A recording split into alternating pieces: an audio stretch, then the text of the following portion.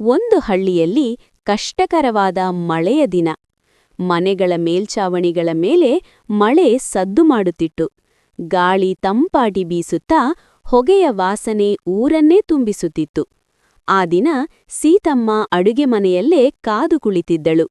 ಬೆಂಕಿ ಹೊತ್ತಿಕೊಳ್ಳಲು ಒದ್ದೆಯಾದ ಕಟ್ಟಿಗೆಗಳು ಒಪ್ಪುತ್ತಿರಲಿಲ್ಲ. ಆಕೆ ನಿಧಾನವಾಗಿ ಒಲೆಯ ಬಳಿಗೆ ಕುಳಿತು ಒಣದಿದ್ದ 2 ಕಡ್ಡಿಗಳನ್ನು ಹುಡುಕಿ ಸ್ವಲ್ಪ ಹೊತ್ತಿನ ನಂತರ ಬೆಂಕಿ ಹಿಡಿಯುವಂತೆ ಮಾಡಿತು. ಮಳೆ ಹೊರಗೆ ಎಷ್ಟು ಗದ್ದಲ ಮಾಡಿದರೂ ಅಡುಗೆ ಮನೆಯೊಳಗೆ ಬೆಂಕಿಯ ಚುಮುಚುಮು ಶಬ್ದ ಒಂದು ಮಧುರವಾದ ಸಂಗೀತದಂತಿತ್ತು. ಅವಳು ಸರಳವಾದ ಬಿಸಿಗಂಜಿ ಮತ್ತು ಕಡಲೆ ಚಟ್ನಿ ಮಾಡಿತು. ಮನೆ ತುಂಬ ಬಿಸಿ ವಾಸನೆ ಹರಡಿತು. ಹೊರಗಿನಿಂದ ನೆನೆದು ಬಂದ ಮಕ್ಕಳು ಅಮ್ಮ ತುಂಬ ಚಳಿ ಎಂದು ಓಡಿಕೊಂಡು ಬಂದಾಗ ಸೀತಮ್ಮ ಬಿಸಿ ಗಂಜಿಯನ್ನು ಪಾತ್ರೆಯಲ್ಲಿ ಹಾಕಿಕೊಟ್ಟಳು. ಆ ಬಿಸಿ ಊಟದ ಜೊತೆ ಮನೆಯೊಳಗೆ ಒಮ್ಮೆಯೇ ಹಿತವಾದ ಉಷ್ಣತೆ ಹರಡಿತು. ಮಳೆ ಇನ್ನೂ ಸುರಿಯುತ್ತಲೇ ಇದ್ದರೂ ಆ ಮನೆಯೊಳಗೆ ಸಂತೋಷದ ಬೆಳಕು ಹೊಳೆಯುತ್ತಿತ್ತು.